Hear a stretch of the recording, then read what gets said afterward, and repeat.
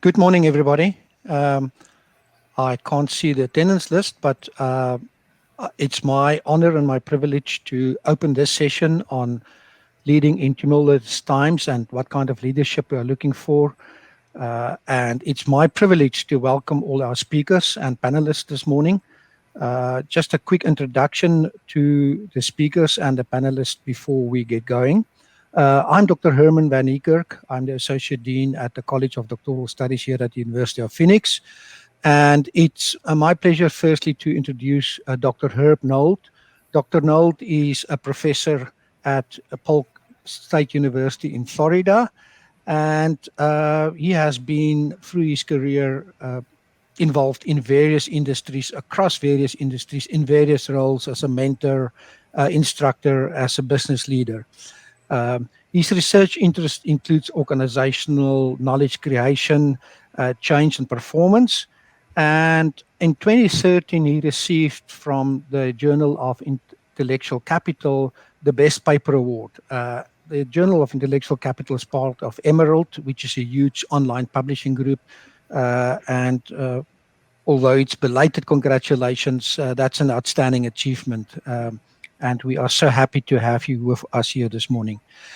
He also recently published a book in 2021. He published a book on the enabling conditions to become an agile organization. And we are really looking forward this morning to listen to his presentation about how we can create knowledge in organizations in the terms of becoming agile and the role of diversity and inclusion in creating that kind of organizational knowledge. I will give him in a moment, he will go live. I'm just going to introduce the rest of the panel, and then we will just switch over when we are done with each presentation. Lucas Michel is joining us from from Switzerland. So it is 8 o'clock in the evening in Switzerland at this point in time, and we are privileged to have him as part of our discussions and presentation this morning. He's the owner of a company called Agility Insights, and he has global experiences both in Europe and Asia. And it was so important also in terms of diversity, inclusion, and equity to get perceptions from Europe and external kind of views on diversity and inclusion. And we are looking forward to him during his session, which will follow Dr. Nold's session, where he's actually going to interact with the audience. And many of the audience have, I won't say many, but there are quite a couple in the audience that completed a diagnostic survey beforehand. And Lucas will share that with us in terms of essentially a live case study. We do have also two panelists that are joining us this morning, and we are privileged to have Dr. Alfreda Goods with us. Dr. Goods received her doctorate in management from the University of Phoenix, and before that she had different degrees from different institutions, and we are honored that she chose the University of Phoenix to complete her doctorate degree here at the University of Phoenix. She served on various academic boards of higher education institutions. But what's so credible of Dr. Goods is that she started an organization called a novel or a novel.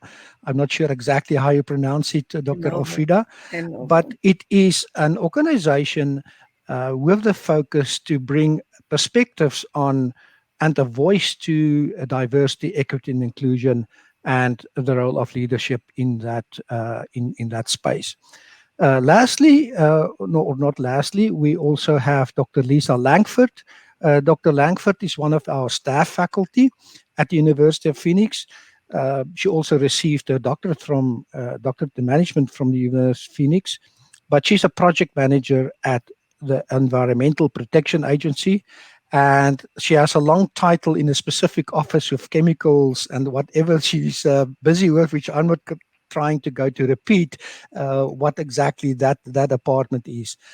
She has served for 21 years in the U.S. Naval Reserve. So, Dr. Langford, thank you for joining us this morning and also for your service. Dr. Jim Rice is also an alumni from the University of Phoenix with a doctorate degree in management and IST. He has over 40 years of experience in business technology and is currently the vice president of a global systems integration company working across the world.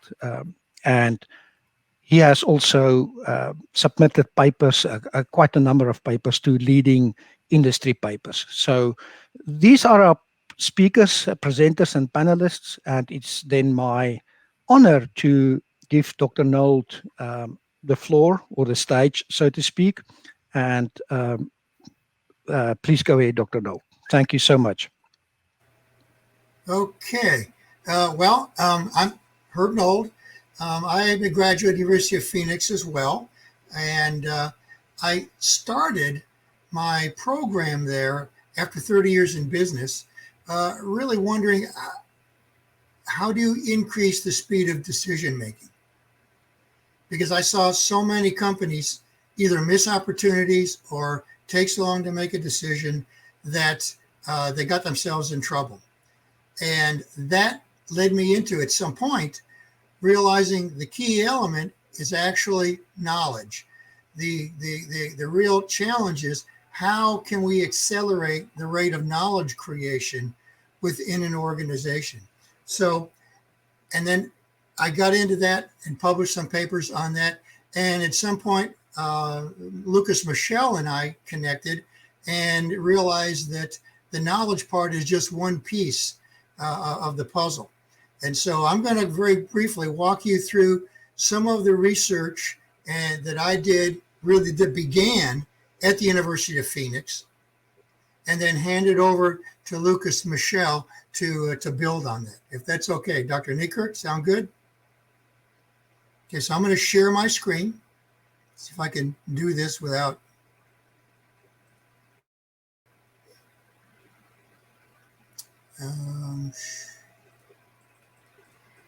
Okay, it's not letting me share.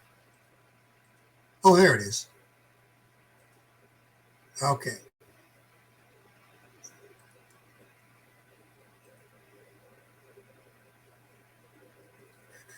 Okay, can everybody see that? No, we can't see the screen. We can't see your screen share. There you go. It's maybe a little bit of delay, but it's up now. Thank you. Okay, good. All right, good. All right, excellent. Okay, so that's me. No, it has disappeared again now. Oh, there it comes up. There so you go. It's a slight delay then. Yeah, please go ahead. Okay, all right.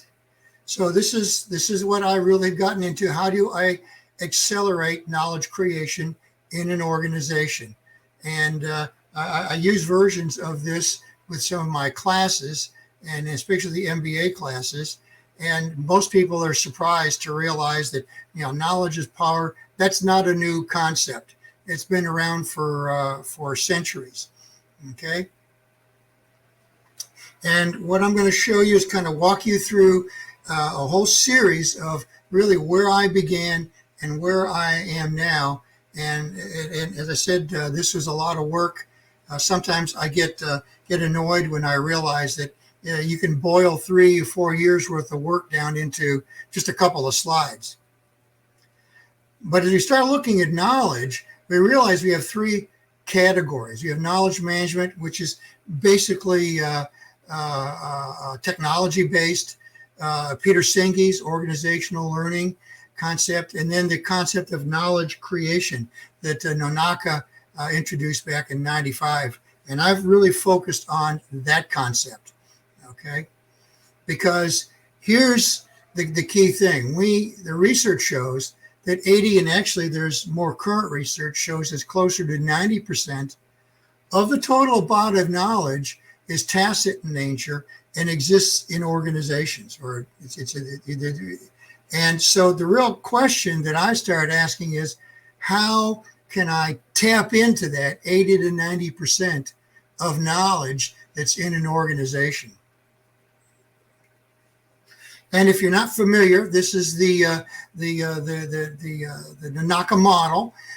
Basically, it says you begin with socialization. You get people to talk to each other. and they share what they know. And I suspect that most of us have sat around in the lunchroom or and talked to other people and said, if I was in charge, we would do something differently, or we would make an improvement. And the problem is most of us are not the decision makers, the people who really know. And so they have to externalize that. They have to share that with someone. And then it goes to maybe the decision makers who combine their tacit knowledge, and eventually some new process, some new idea comes out, and it's internalized. They put it into action, and they do it. And the beauty of this model, in my opinion, is after 6 months, same group of people are sitting there, and they go, you know that thing we did 6 months ago? Now we have a better way of doing it. And so this is kind of the basis of a lot of the work that I came up with. Okay. Now, we also know that we have to keep focused on getting things done. And so I kind of adopted the value stream from Six Sigma and said, if I'm going to add value to an organization, then my suppliers become not only just vendors and things, but anyone with special knowledge. And this could be a timeline for a project, could be milestones in a project, or it could be a process to make a customer. So this is actually, I wrote a paper about this while I was still in the doctoral program, and it got published. Okay. And basically it looks like this. This is the total extent of my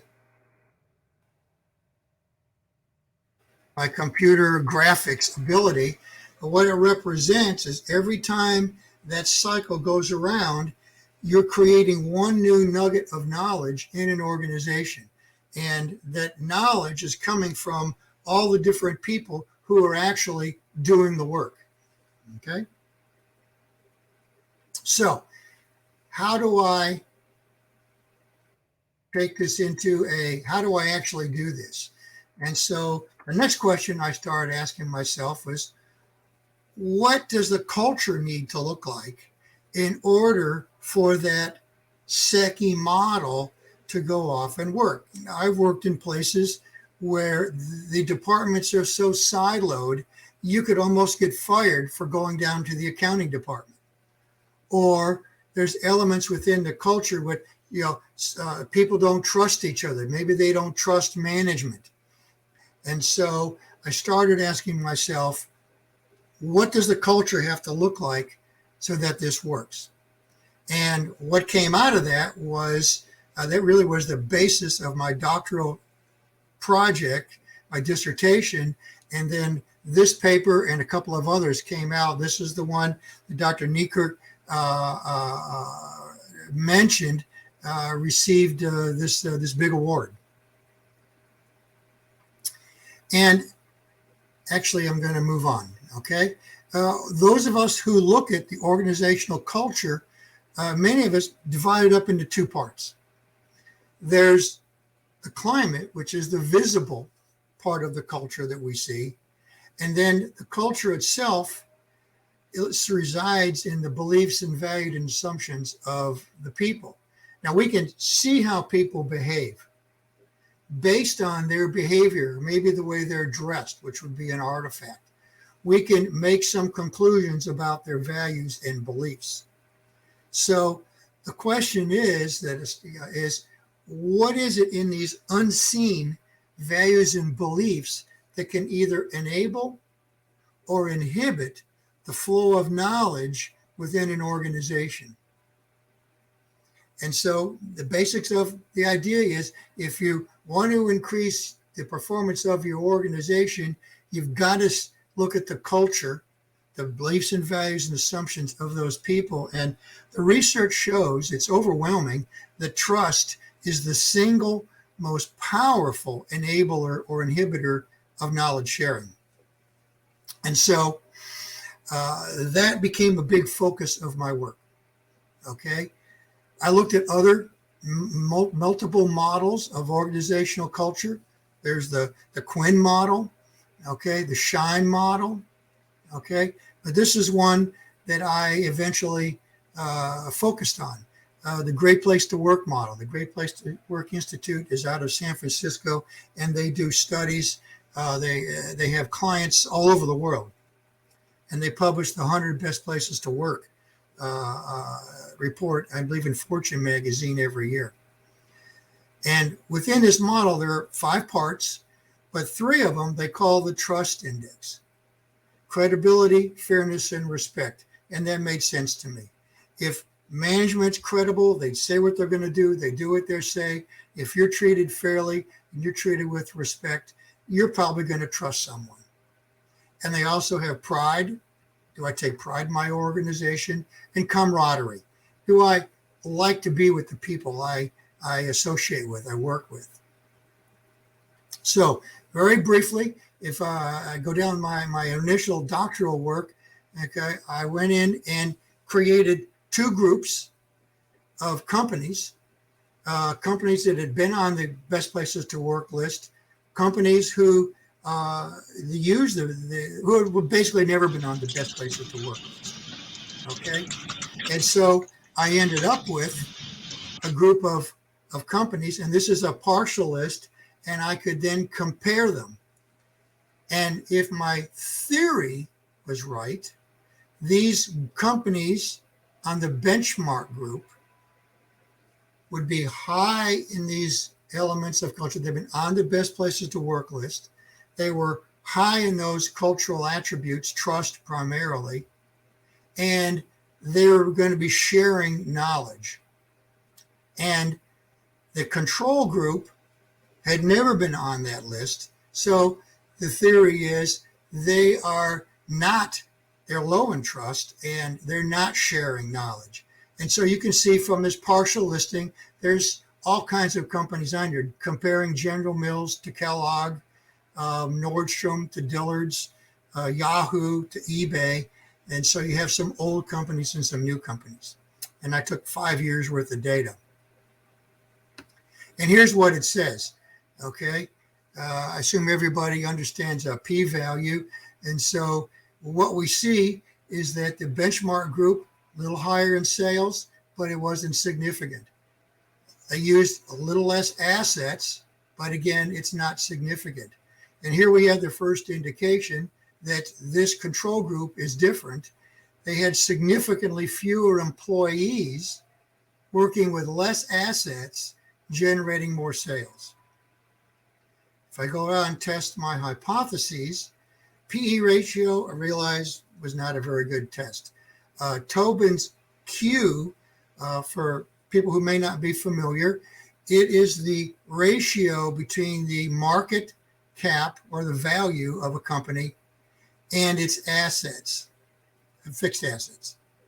And so it is essentially a measure of what investors, the value that investors put on the ability of the organization to innovate, or in my model, their ability to create new knowledge.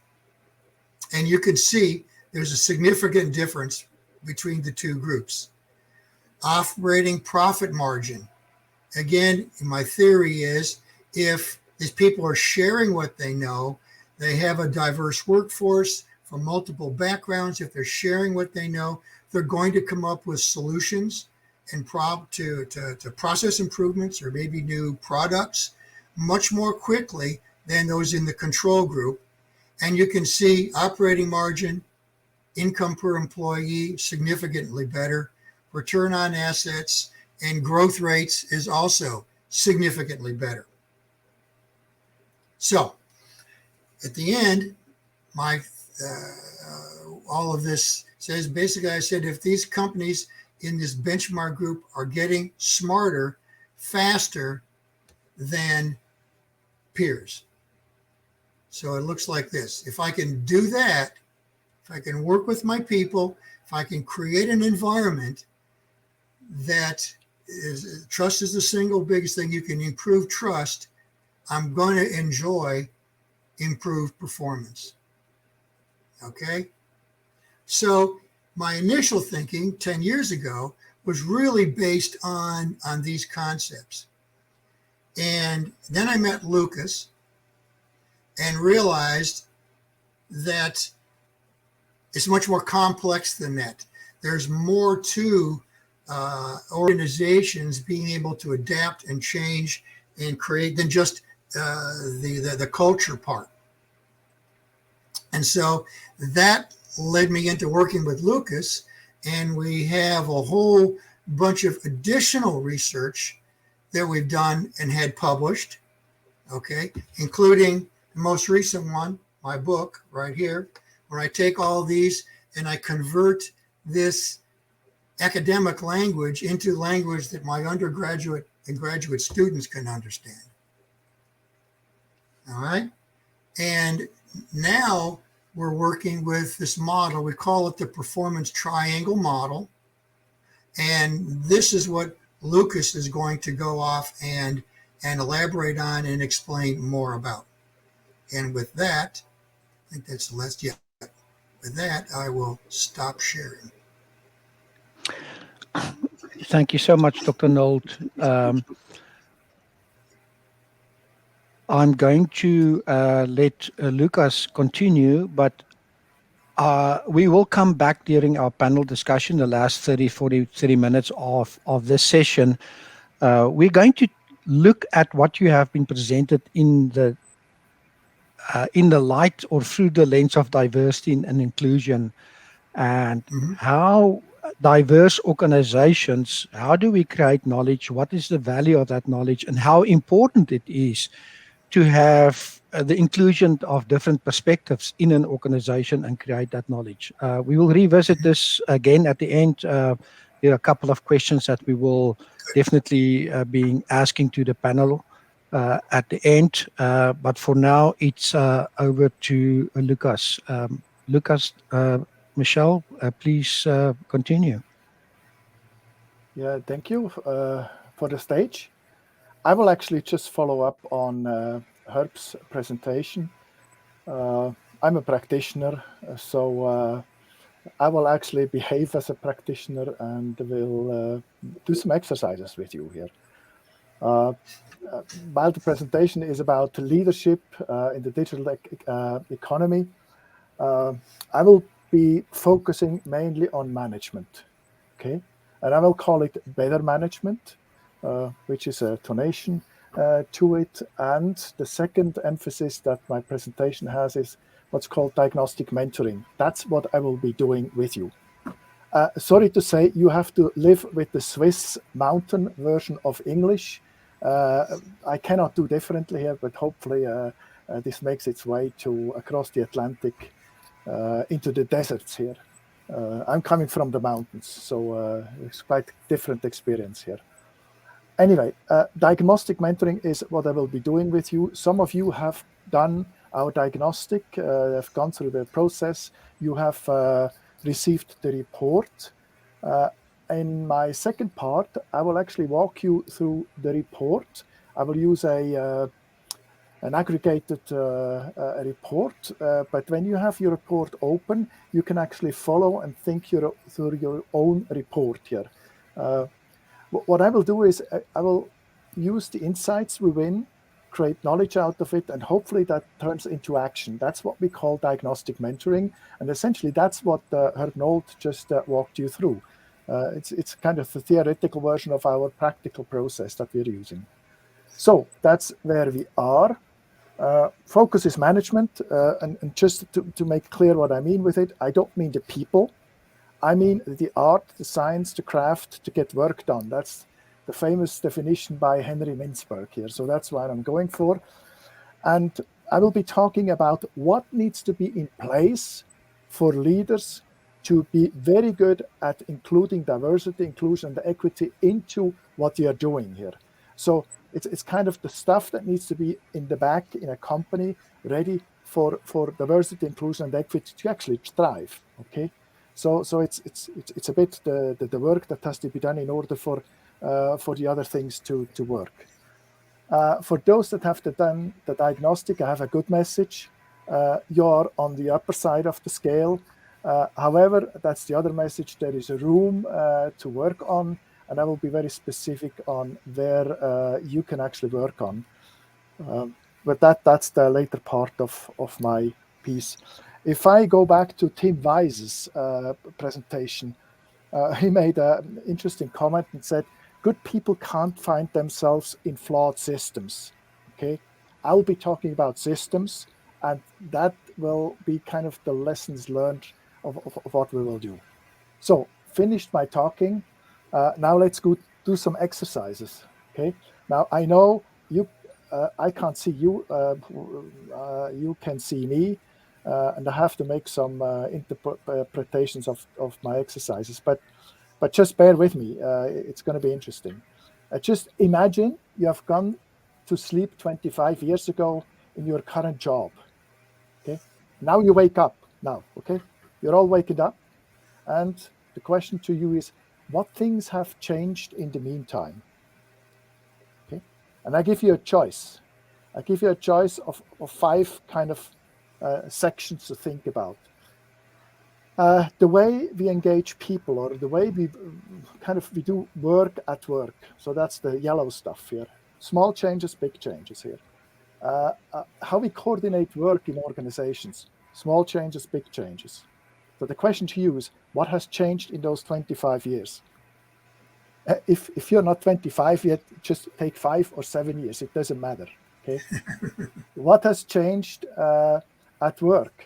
How work is being energized, directed, and so on. How are things getting done in organizations? And the last question is, how do we manage things? Okay, so make your ticks. You can do it mentally. I'm doing this exercise in almost every presentation I do around the world, which now means I will share with you the aggregate results of what I'm getting normally here. And I'm pretty sure that you followed the Gaussian curve here and are in somewhat the same area. So that's what I'm getting here. Okay. Okay. So a lot of things on the very big changes, people, organization, work, operations, but little changes on management. Okay. And I'm to make the case there. If you look at normal type management in a company here, they still sit in their office with an oval round table, and it has pictures on the wall, and that's what is being called, managing a company here. Well, I think times have changed. So what do we see here? When we look at organizations as a whole, things have changed fundamentally in companies. However, our kind of basic approach to getting work done, which is management, hasn't changed a lot in the past 25 years. Actually, I make the comment, it hasn't changed much in the past 100 years since it was invented here. Okay. I stay with Peter Drucker. I'm not commenting on it. You can all read it. So much of what we call management consists in making work life difficult for people. Okay.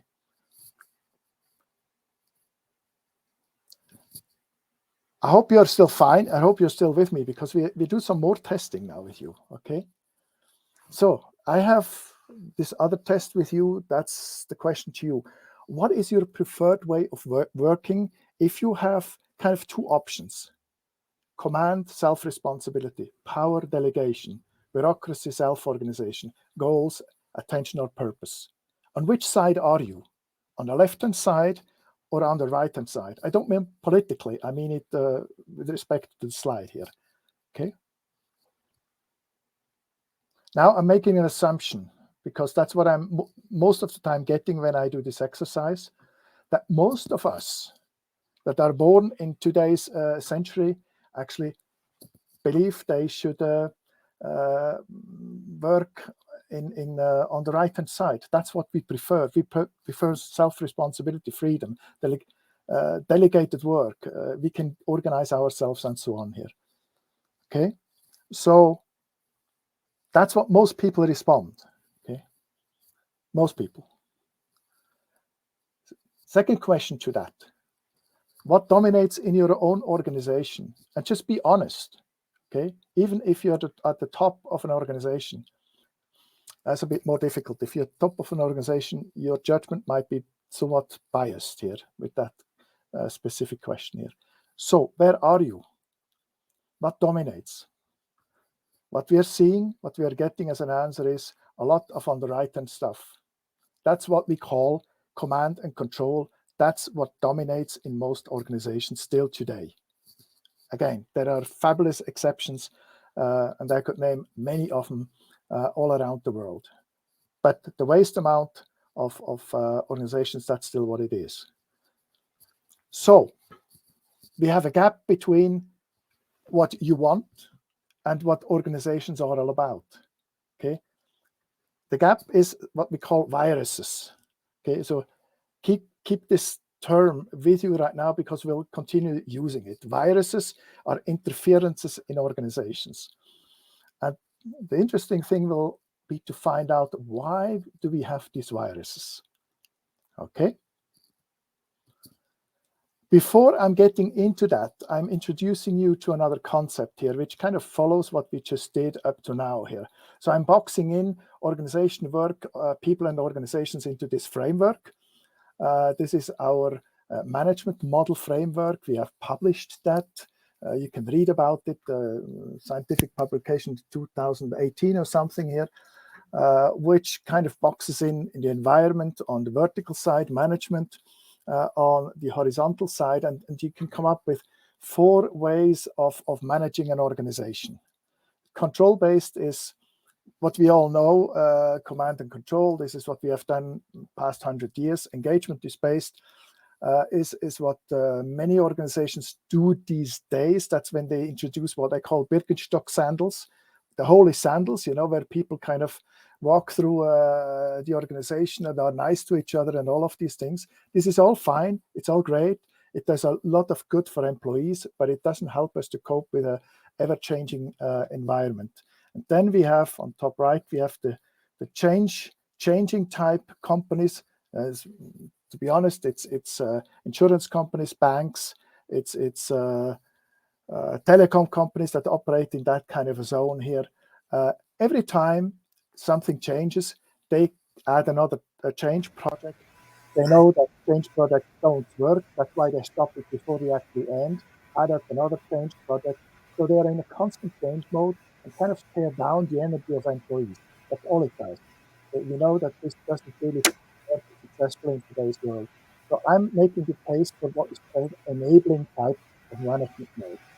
And we look at that now in more detail.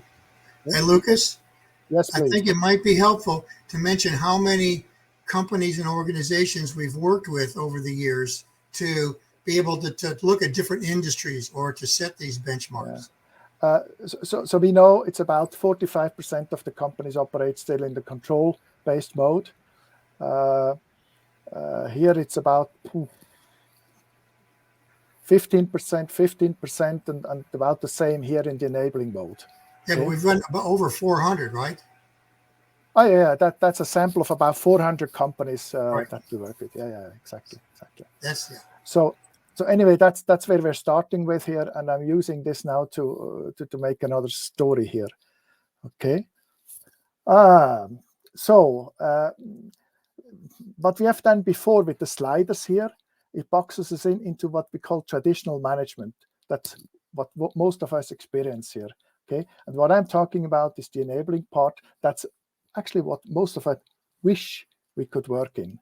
Okay. And the case I want to make, and maybe that's the link to the entire event here, is if you want diversity, inclusion, and equity, operating in enabling mode is a must, because the other modes will actually not do it. Okay, that's the experience from working with many companies here. Only if you can operate in the enabling mode, those themes, diversity, inclusion, and equity, can actually thrive. Okay. Anyway, that's a claim I'm making. It's of course hard to prove, but I'm still making it. So let's see why some issues don't work. Okay. Now I'm back at the sliders here. That's what we call faulty leadership.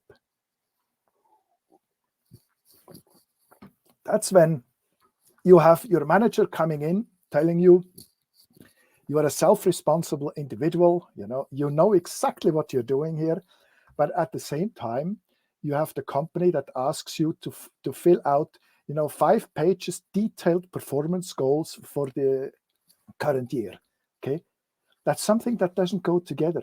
You cannot ask people to be self-responsible and then at the same time down with all of these cumbersome performance objectives stuff here. Okay, that's something that doesn't work together here, and that creates all sorts of stress, and we call them viruses. It limits performance and all of the things that you actually don't want to have. Okay, a huge issues in organizations here. Next one. That what we call erroneous systems here.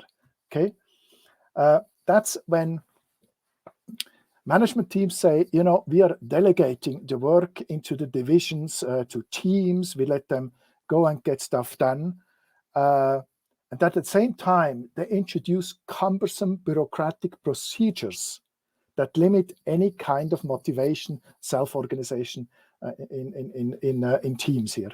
Okay, that's 2 things that actually don't work together as well here. So we have found out that some of these viruses are actually the things that keep organizations from truly performing at their peak. Okay, and it keeps people from actually being good at what they're doing. Now, this is the horror scenario. Sorry, I have to show this to you, but I'm doing this very purposely here. Over time, viruses creep into organizations. They just come over time, over the years, as you keep going here. And we have the situation that only 13% of employees have trust in their workplace. That 20% of employees have goals that are somewhat aligned with the organization or that make any sense. We know that up to 80% of change programs fail. This is a total failure of traditional management. That's what it is. But it's all over the place. Statistics are not mine. We can read them from many organizations that do that kind of work. Okay, that's the horror scenario we are in, just to make it very dramatic here.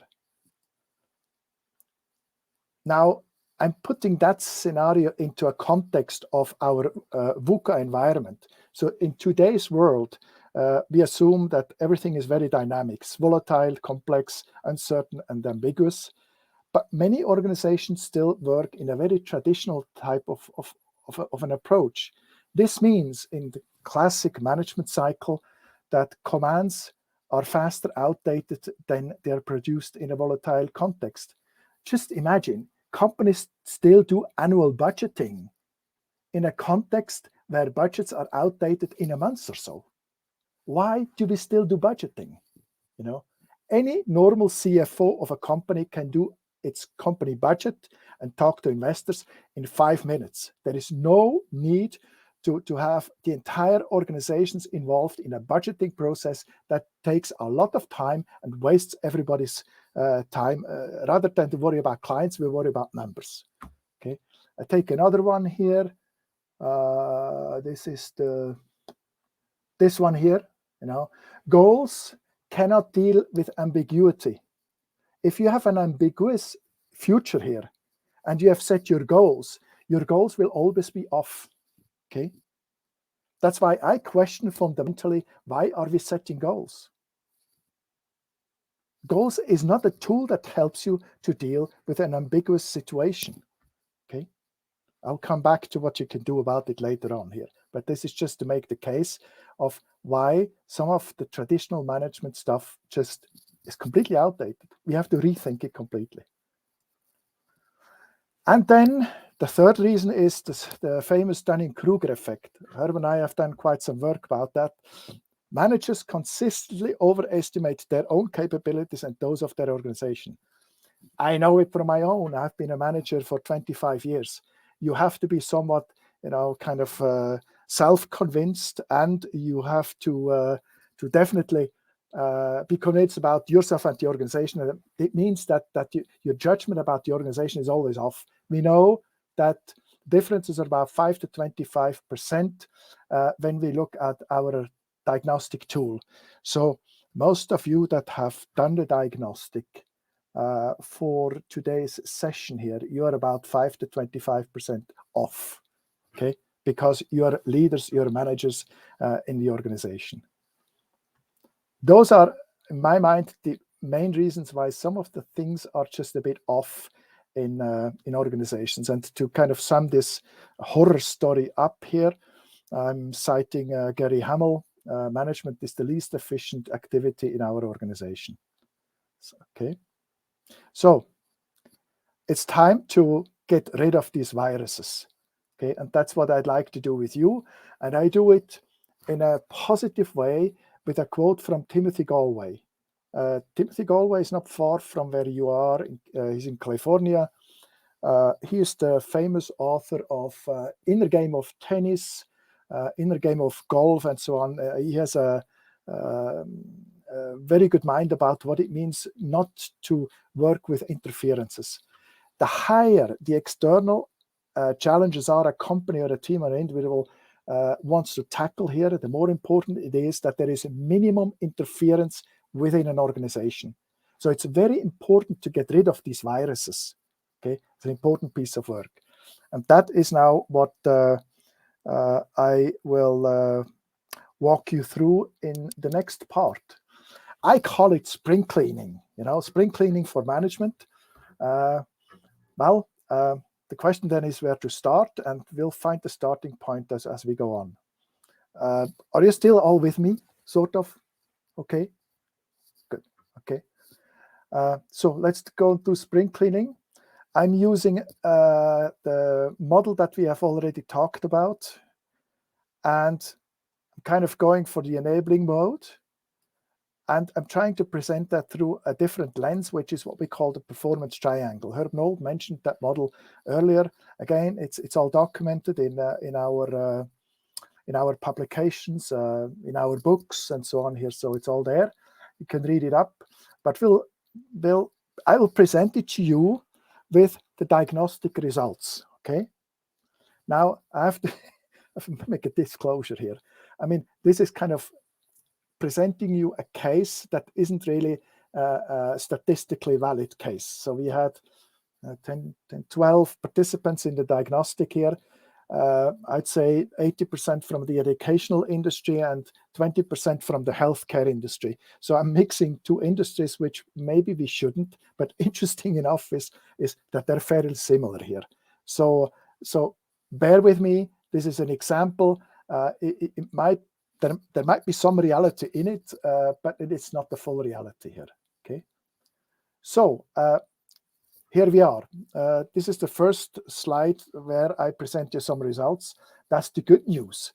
If I plot this sample organization on our Agile maturity scale, then you rank up in the higher level, which is the enablers. Okay, enablers are organizations that are good to people, that help people to get stuff done here. So there is a lot of good stuff that is being done in those organizations, but they are not quite there when it comes to the overall agility.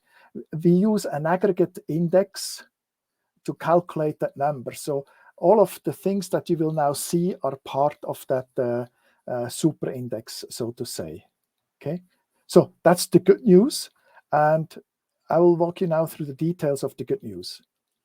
The first thing is I will walk you through the center of the triangle, which is people. Okay, there are 4 things we look at when we look at when we look at people. Do people have a high awareness for what is in the company? Can people, that's the second thing, focus on the things that are important to them? Do people have choice in what they're doing? Right? Choice is a prerequisite for self-responsibility. There's actually philosophy here. You cannot be self-responsible if you don't have choice. If you cannot say no to a piece of work that you don't want to do, you're not self-responsible here. So this is extremely essential, essentially, in an organization. And the last thing is, yes, please. If I may, very briefly, for those who are looking at the numbers, everything is converted to a 100-point scale, like the Celsius scale. And we've done so many different companies in different industries, not-for-profit organizations, that we can set benchmarks, and we can then go in and say, okay, in this case here, education or healthcare, we can go and say from this number and up is green, it's good, and from this number down, it's probably not so good. Yellow means it's kind of in the middle. And you might explain the little small squares. Yeah. So let me quickly do a step back here. The big numbers here, the scores, they are the scores that you actually achieve through the diagnostic that we have been using. And again, it's a scale of 1 to 100 because that's easy to remember here. Okay. The colors behind it is something that we have adjusted just within the organization here. So it doesn't compare with others. It's comparing with the organization itself, which means that green scores are better scores for you. Red scores are worse scores. And the little thing here is says the following. It says that the distribution of the answers are big. Okay, so it's more than 2 standard deviations left and right here outside that scope here. This means that the trust scope, the validity of that score is not so high as compared to others. For example, up here, this is very high. Okay, very narrow Gauss curve here. So we are very certain that 92 is 92. Okay, anyway, that's how we compare the numbers. Let me now. So this is saying the following. This is saying we have the conditions personally to actually do good work. Okay, things are somewhat there here. We have a high awareness. We can focus. There is choice and there is trust. Okay. Now let's see at the organization around it here. The organization around it has 3 things. One is managerial systems. So those are the rules, the routines, the tools to get work done. Leadership is I would call it interaction with people here. So this means talking to people rather than sending email around here. And culture is culture. I think everybody understands that. So what we are seeing here is a corporate environment where systems, leadership, and culture are sort of okay. There's nothing to complain about, but it doesn't shine. I mean, it's not in the green zone. It's sort of okay. So those 2 things, the slide here, and those things, they kind of go together. I think this is all fine here. Now I'm going to the sides of the triangle to what we call work. Okay, 3 things that determine work. Do we find purpose in what we're doing? Green zone, very fine. Can we build relationships to the outside and to the inside in order to enhance knowledge? Very green, fairly well. Can we collaborate across organizational boundaries here? Yellow zone, a little lower here. But again, 80 is a high score. It's quite good. Okay. So, here we are. Working conditions quite good. Now I'm putting things together here, and you have to bear with me. This is a bit of a more complicated graph here. So first we talked about people. Okay. And now I'm comparing that with performance. It was a separate question. Can you kind of unlock your full talent in your organization and perform at the peak? And the answer was 69 in the red zone. Okay, and I mean, I said these are the conditions for people to perform at the peak. Well, the conditions are there, but it doesn't happen. You're telling me that you cannot perform at the peak. So we have some viruses, some stuff in between that doesn't really work properly here. The same with innovation. Agility and innovation is closely connected here. I don't want to just go into detail of that right now. But what you're telling me is we are not really innovative here. Okay. Now if that's a hospital, that's okay. You don't want to have an innovative medical doctor that starts fiddling around with your heart operation. But if it's an academic research institution, then I would like to have as much innovation as possible. Okay, red zone. Do we grow? Red zone as well. Okay, Anyway, growth and resilience or work are strongly connected. They have a strong relationship. But what we are seeing here is we are all seeing it kind of doesn't correspond to the theory. You're falling off the theory here. So this means some stuff interferes with what we are doing here. Now the question is, what are these things here? Okay. Without really going into more detail, we have tables where we can drill into that detail here, that detail there. I don't want to bother you with that right now. Otherwise, we end up tonight still doing the same thing here. But I will walk you through the heart of what I think it is. Okay. So first of all, let me cite again maybe Edward Deming, 94 is a long time ago. 49% of the problems in businesses are systems driven and only 6% are people driven. Okay. Just remember that. I'm not commenting it while we go on here, because there is a message in there. Another thing I want to show you is the combination of what we call challenges, that's the vertical, and competencies or capabilities. It's the famous flow diagram from Csikszentmihalyi. Okay, our results can measure that and can show you where you are. The point is that when I do it, you have given me the result of competencies being fairly high. However, the ability to deal with a challenging environment is not very high, and that's the context of boredom. Okay, so if the president, the manager, is listening in to this presentation here, and you're telling me that you're bored, then I would have a question. You know, there is a lot of room for much more productivity, for unlocking talents in a very different way. There's room to improve here. Okay. Recall the management model. Okay. That's where you are.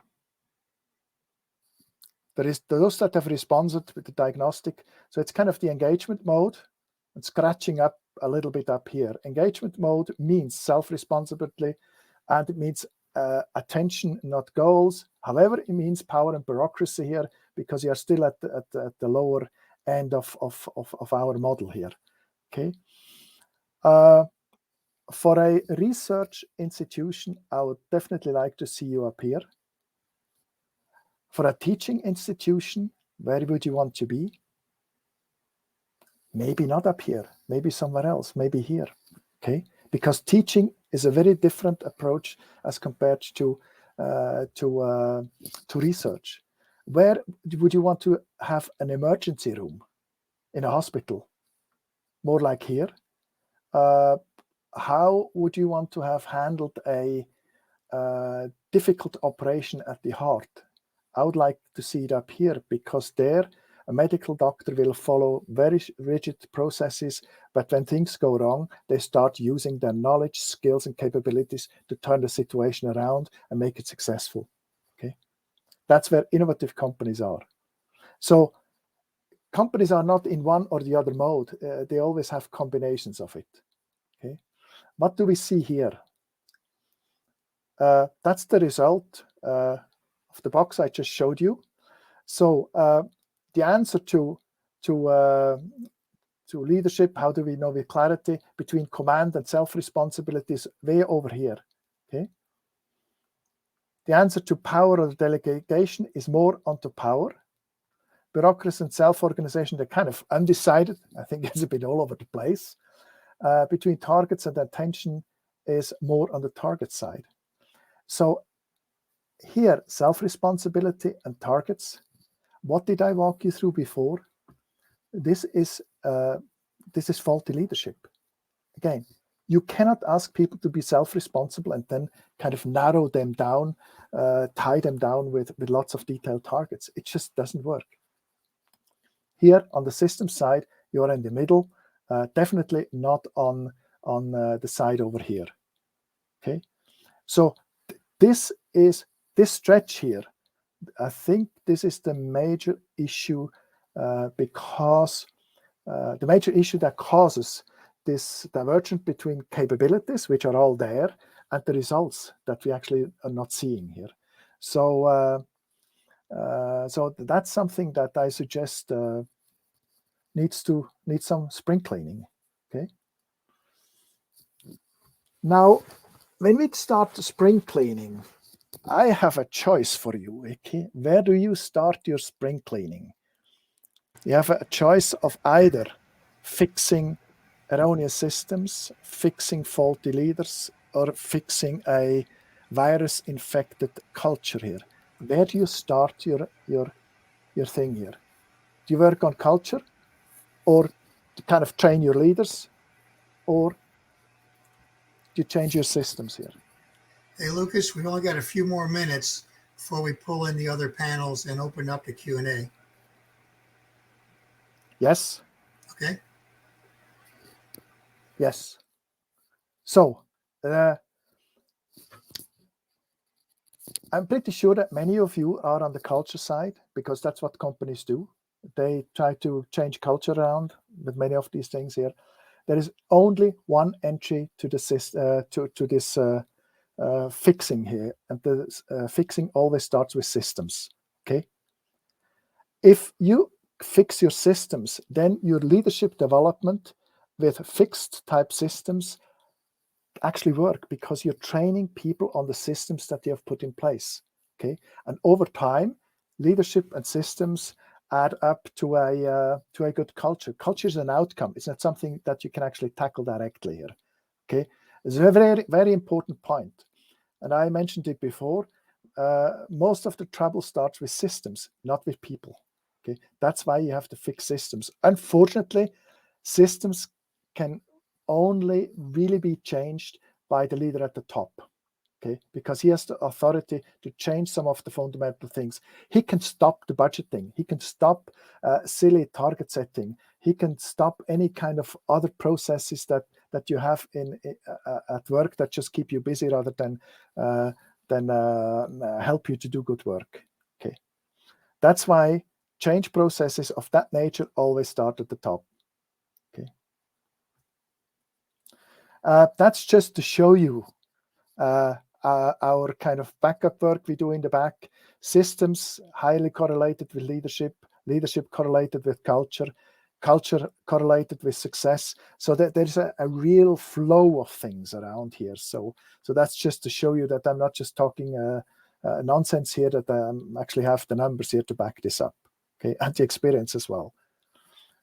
Anyway, better management means plan, do, check, act, but it means based on self-responsibility, delegation, self-organization, attention. Those are the kind of words that I would like to hear, like to see. Then I think you are up to those at the peak. Maybe that's a bonus here for those that have done the diagnostic. This is plotting future on how you think about the future, and this is plotting how you actually do stuff, and you're all the way down here. Okay, innovative type organizations, they all operate up here, so you're far away from what innovative type organizations do. That's just a think piece that I would like to pass over. So with this that I'm leaving out here, I would like to close. I walked you through some issues on management. My case is that you would actually have to start with better management here, implementing some of those principles. And I've walked you through what we call diagnostic mentoring here. I have not told you what you should be doing here. It's your decision here. I've walked you through the thinking here. I've stimulated your thinking, and that always starts with a diagnostic here. That's why what I have done up to now is what we do for life. That's what Herb does. That's what I do. Everything starts always with diagnostics here. Anyway, here we are. That's me. And I think with this, we should have a conversation, because that brings more life into what we are doing. Thank you so much, Lucas, for sharing not only the research that you've done internationally, but also specifically then that small sample of participants on this call that completed that survey and those diagnostics, and bringing it more a bit to life.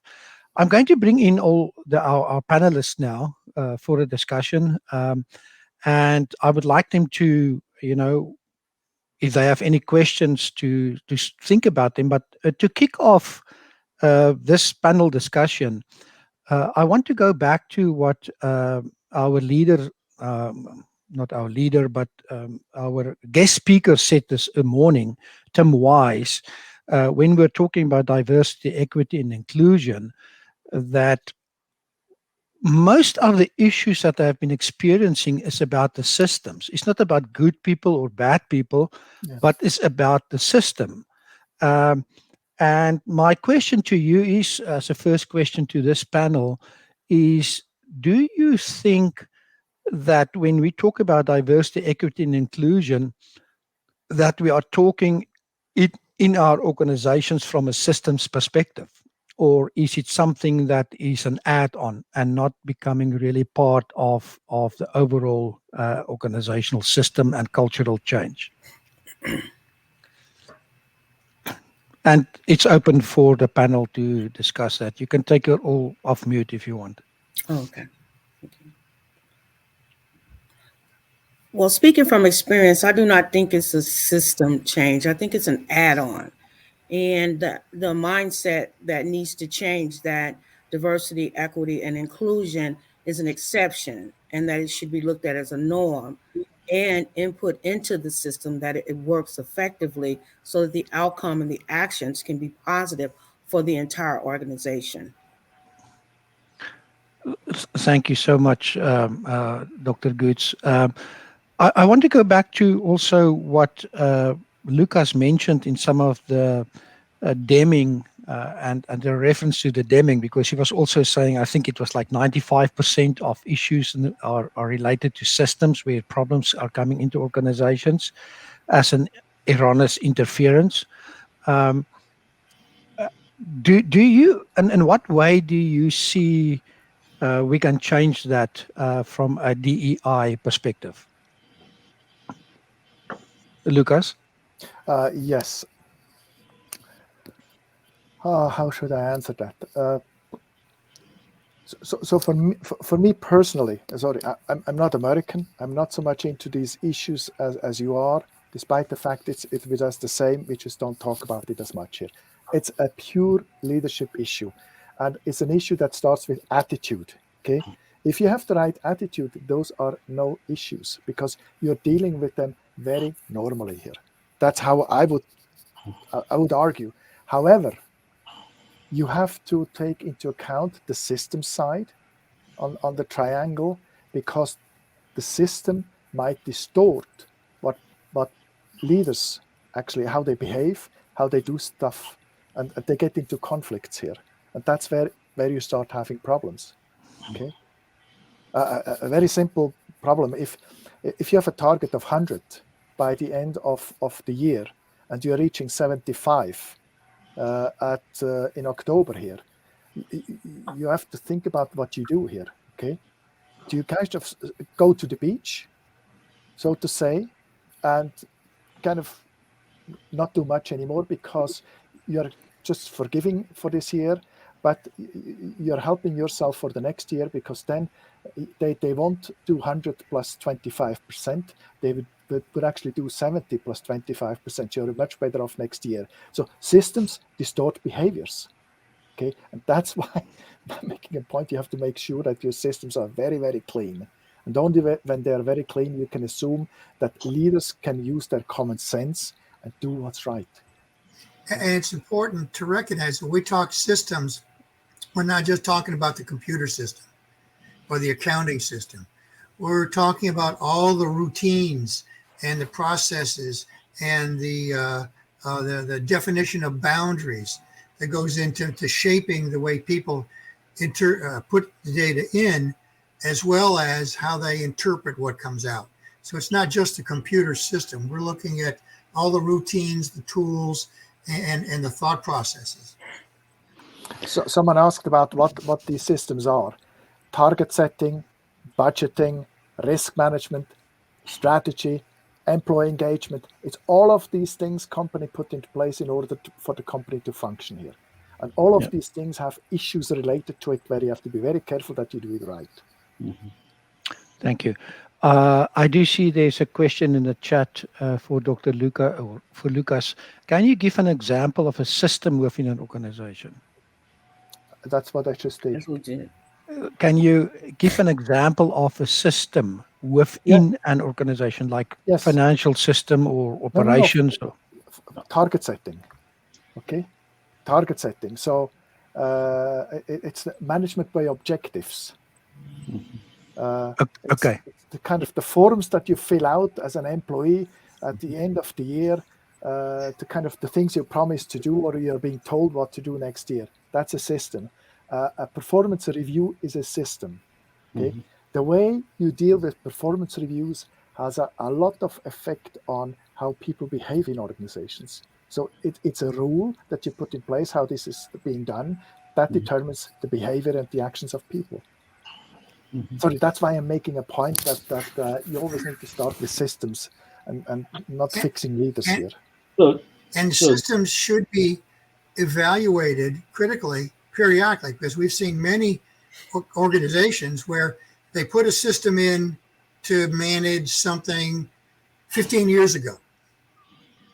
And they collected data, maybe, and they made decisions. They fixed the problem.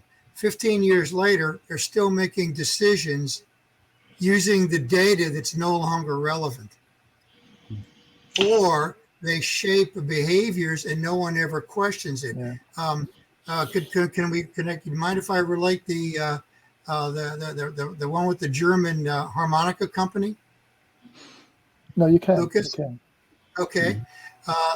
This is one of the most extreme examples that we've run into. Lucas and another of our colleagues had a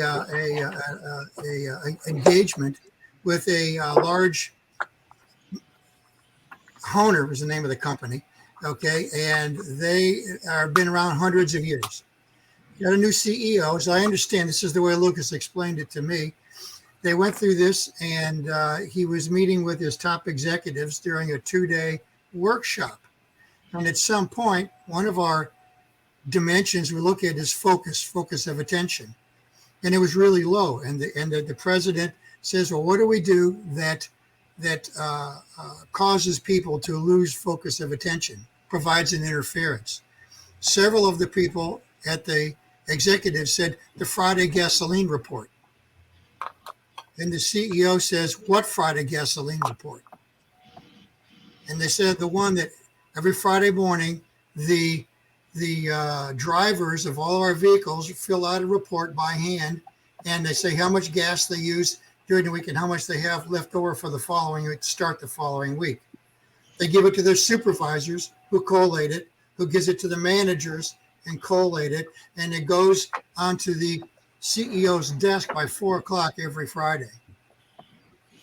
And the CEO says something along the lines of, what do you do with it, to his secretary? She said, I file it in this room down the hall. They went down this hall, and Johanna described this to me as it looked like the closing scene of the Raiders of the Lost Ark. Mm-hmm. Floor to ceiling filing cabinets. It turned out they've been collecting this since 1942. Yeah. And this was about, 5-6 years ago? Yeah. So the newest CEO that came in essentially just got rid of all of these things here because they created fear, it created the negative sentiments and all of these things. And those were systems in place that people believed they had to do it because it was important to someone. And someone had to come and say, as the stop decades it, came and went, stop it. And right, you'd hire a new person. Here's your job description, and don't forget the Friday gasoline report. Yeah. And in the German culture, they just don't question it. Yeah. Thank you. Dr. Rice, you have a question? I was going to try and dig into that just a little bit more because Dr. Lucas, Dr. Noel have really brought out a really important point for business. And we spend a great deal of time in our organization looking at the metrics that we measure. Are they actionable? What kind of decisions are we going to make from them? But we are very careful not to choose metrics and establish targets for them. We want to make sure that we're choosing metrics that help drive direction. Okay. So we're looking for utilization metrics, so we can hire people if our utilization metrics are good. But we don't look to see, have we achieved a certain utilization. We're just looking to see, are we growing in the right direction. Can you talk a little bit about selection of metrics as opposed to selection of targets? Because I think that's very central to what Okay. you're talking It's about. That's what uh, we talk a great deal about in class. So okay. This is a 2-day workshop. Okay. I give you the short version of it. Okay. Have you personally ever done anything good, performed at your peak because you had a target? no, of course not. Okay. No, of course not. So why do we do targets? Yeah, we don't. Everybody wants to perform at the peak. Okay. So targets is the most negative thing you can have when it comes to peak performance. It actually creates stress. It creates all of these things you don't want in order to personally perform. Okay, I play a lot of golf. I know others do as well here. When you start focusing on your target rather than on your body and your golf ball, you have lost it. You can go home. You see. But in business, we are very specific about all of these targets here. So that's the target side. I personally work with organizations getting rid of personal targets here. And I help organizations people to focus their attention.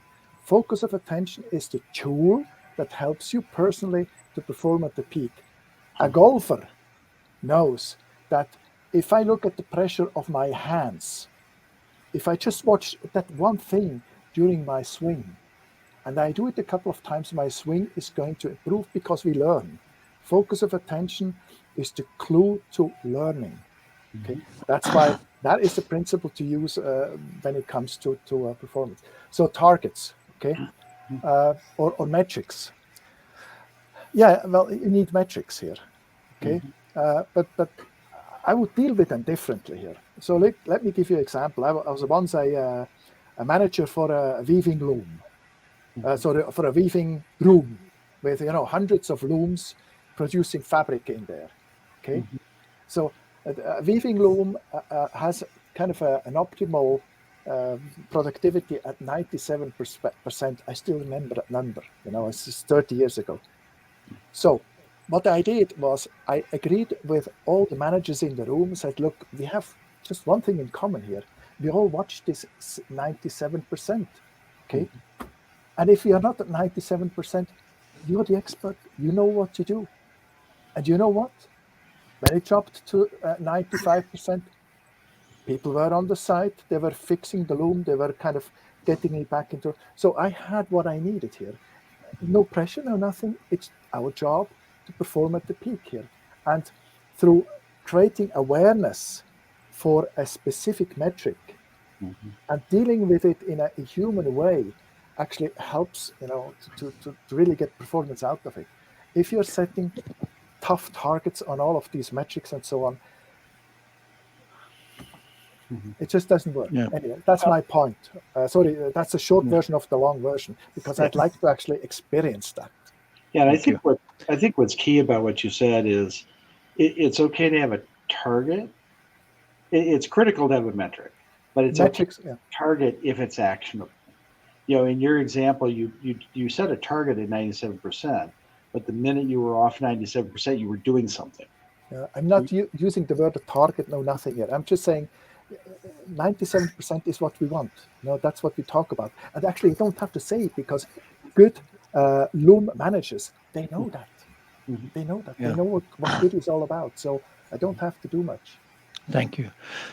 We do have a couple of questions that are coming in from the audience. I want to go back to something that we started the presentation off about, and that was knowledge creation and how do we create knowledge in organizations. And I think research has pointed out that diversity of thought, of age, of experience, of race, of gender are all important elements in creating organizational knowledge. Can you talk a little bit about that? And I would like to, Dr. Langford, if you can come into this as well. I mean, you are in an organization.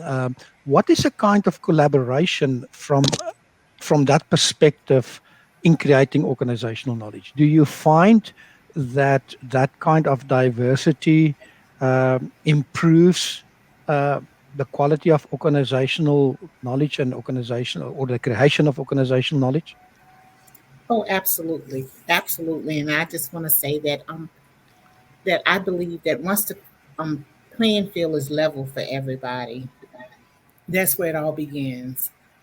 In creating knowledge in organizations, including diversity, equity, and inclusion, because everyone wants to be a part of it, but everyone doesn't create knowledge equally. And I'm sure Dr. Rice and Dr. Goods can agree with that. Mhm. Thank you. Yeah, I on that topic, because it also goes back to trust and the level of trust that's in organization, uh, and I'm not always sure, what is that level of trust in diverse groups, because people tend to stick together in their own kind of group. Just to give you an example of what I have experienced in my own consulting service, and for those who don't know, I'm originally from South Africa, and as a consultant, I was involved there in the largest utility um, implementing a knowledge management system. And we did a knowledge maturity test, so to speak, to see the reception of knowledge sharing and how willing people will be to share knowledge in organization. And it is related to the question of trust. And obviously, South Africa is a very diverse, multi-racial society. And the results pointed out, and at that time, what was happening, uh, a lot of the older white male engineers were leaving, and the younger generation were coming in, and uh, and one's bias will tell you there's some kind of racism involved in this, that people don't want to share knowledge. What was very interesting is that the research and the results pointed out it was not about, when you're talking about trust, it was not about that they don't want to share the knowledge, but they want to get paid for it. So it wasn't about the relationships, which you will kind of assume that might be the issue, but it was about the value that they have and that they wanted to be remunerated for that. So just a side point on the whole issue of knowledge creation in organizations. And I would like to hear some more about from the panel about how do you think diversity and inclusion will be able to improve organizational knowledge creation? Dr. Alfreda, Dr. Lisa, Dr. Mhm. Rice. I think when people are respected, when they have leaders that who respect them, who allow them to grow, who empower them, they're more likely to trust the organization. They're more likely to trust the leader, and they're more likely to share knowledge. I found that to be very, very true in leading a team of diverse individuals. When they felt like they trusted me, I treated them with humility. I was empathetic with them, and they were from different cultural backgrounds. They were also from different countries and from different religious beliefs. And I was kind to them, empathetic, and they were more willing to trust. And the project was a success, and they were open to sharing knowledge. And I think it's a shift in the way management, top down management, that knowledge is all throughout the organization. And leaders are going to have to change their perspective, become more agile in how they approach how they do their jobs. Because you can talk about systems all you want, but if the leaders are unwilling to change, then the organization will not change, and there won't be trust in the organization. And in so doing, they will not share knowledge. People, they just will not feel comfortable because they'll feel like they're alienated. Absolutely. I think that's really well put. Dr. Lisa, any Well, views on yes, that? absolutely. I wanted to say I don't gravitate to a certain group because, as Lucas mentioned earlier, it's about trust. I have trust in the center, creating a trusting environment, and that alone improves performance. And he also talked about credibility, fairness, respect, pride, camaraderie. That's all. That's all a base for just creating for knowledge creation right there. So, what I'm hearing and what I would like to do is, what kind of message can we take from this presentation and your feedback and the results and the data that has shown us? What message can we take forward when we start thinking about DEI in organizations?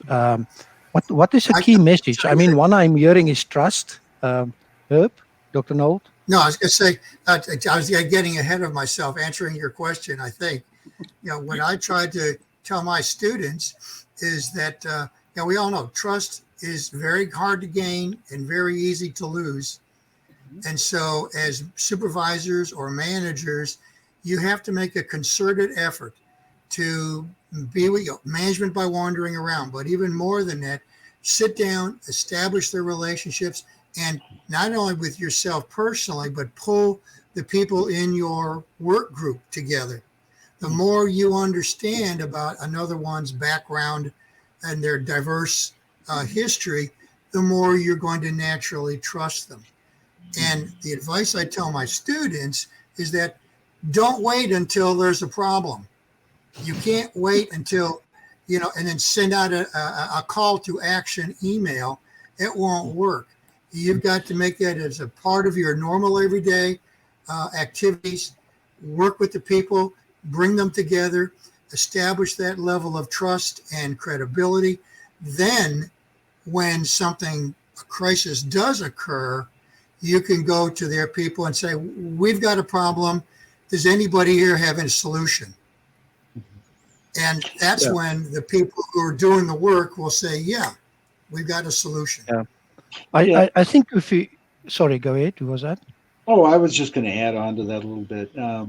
I think we're in a novel point in time in history right now, coming out of this pandemic, where we've pushed a lot of the workforce home and remote, and fundamentally changed the way our workers enter into a relationship with one another, between peers, with managers, with clients. We've moved into a very virtualized world, and it changes the relationship dynamic.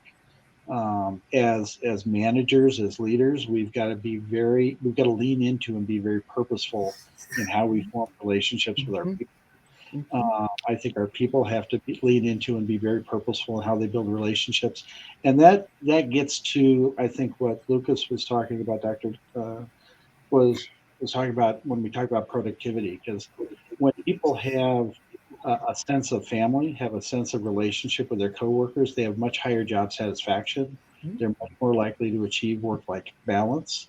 They're going to be much more productive at work. It also, we're demonstrating trust in our employees when we allow them to work virtually like that.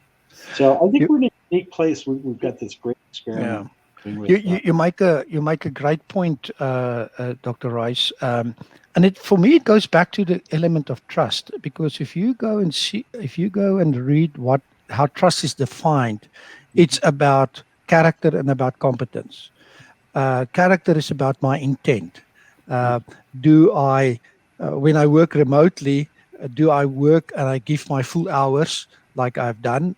And it's not about the hours. You can probably be as productive in 4 hours than you have been productive in 8 hours at the office. And the second part of that is competence. Do I trust the people in my group to do the work they would say they will do? And especially in a virtual environment, this is going to become so much more important that I will have to trust people. I can't see them. I can't monitor them, so to speak. So trust and competence, I think, are those two key things that will go back in making this a success. And this goes back to the whole issue of DEI as well. Let's trust our people. Let's have confidence in their competence, and let's respect each other. And I think that will go a long way of getting to that systems and changing the culture that we've been talking about. We have another 5 minutes or so left. I think there are some new comments. Anybody? I see a few Some comments in there Yeah, I about do too.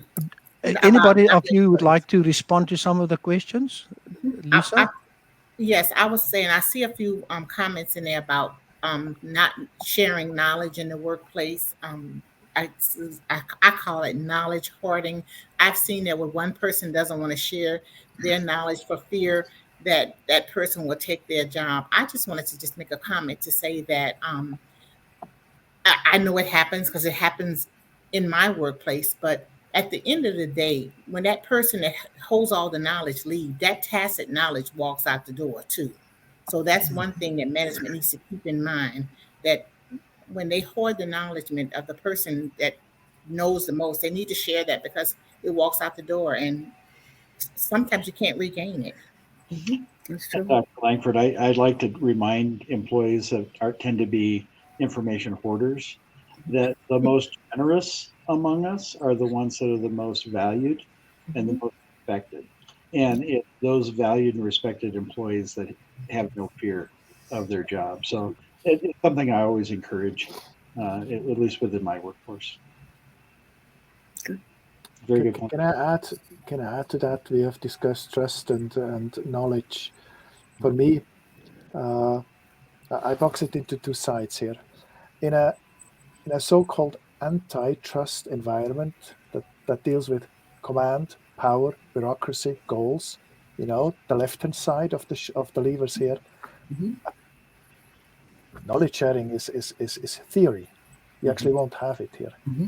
On the right-hand side, if you deal with self-responsible people that you can delegate work to, that can organize themselves, that are driven by purpose here, that actually happens. You don't have to do much as a leader. You have to create the environment, the system, in order to enable self-responsibility, delegation, self-organization, and attention here. And then these things happen here. Thank you. It's There's a important question. as a leader. I say it's important as a leader to recognize that sometimes people are going to make decisions. You have to accept a failure now and then, so long as they had a good purpose and a good intent. And so you have to set boundaries, but they can't be so narrow to restrict people from being able to use their own creativity and be self-responsible. And sometimes people are going to, as a leader, you have to welcome that. That's really hard. There's a question in the chat which I would like us to answer, and then maybe concluding comments from each of you. The question is, in a remote work environment, how does leadership factor and impact systems? Look, I've said something about that. So Sure. this is a wonderful situation we have, okay? Because in a remote work environment, the importance of systems kind of dissolve themselves because you cannot use them in order to control stuff here. You have to migrate from the left to the right-hand side. It happens automatically here. So that's why I'm getting scared when companies say, we are bringing people back to work, in the offices where they say, oh, this is back to old times here. We had a fantastic chance to actually finally make this move, this shift from away from control and command to enabling people to get stuff done here. And I'm pretty sure that those companies that have done successfully here, they will actually continue to do that because they notice that. I would like to get the rest of the panel any concluding and final comments, and then I'm going to conclude our session. And I want to build on what Dr. Lucas was saying. When we go into a virtual environment, we fundamentally change the way we do business, how we do business internally, how we do business with our consumers, our clients. We're a consulting company, so we've always worked off relationship. But I think moving to that virtual environment has really put a greater spotlight on the importance of relationship in productivity, in work-life balance, and in employee satisfaction. And I think as leaders, that's something we're going to have to adapt our systems to better address the importance of relationship in our work environments. Absolutely. Dr. Goods, any lasting comments? Just I Or enjoyed last comments?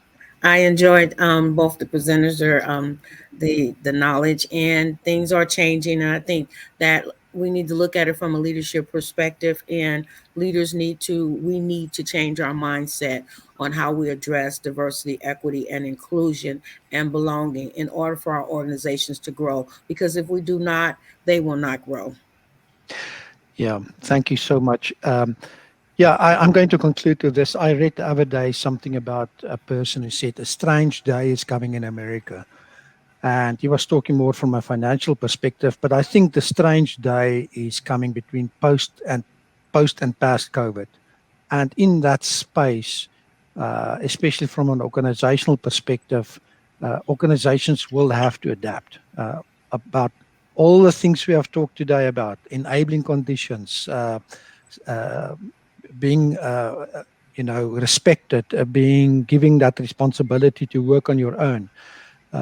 So with that, we are at the end of our time, but I really would like to thank all the panelists and all the speakers, the presenters today for these insightful comments and presentations that were done based on the research that was done.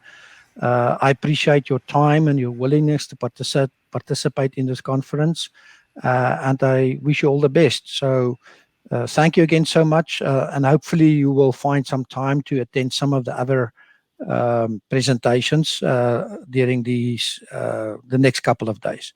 So again, thank you so much to our audience, and for the people who attended the session. I appreciate you all, and we are looking forward to see you again somewhere in this virtual environment. Thank you so much. Thank you. Bye for now. Thank you. Thanks all.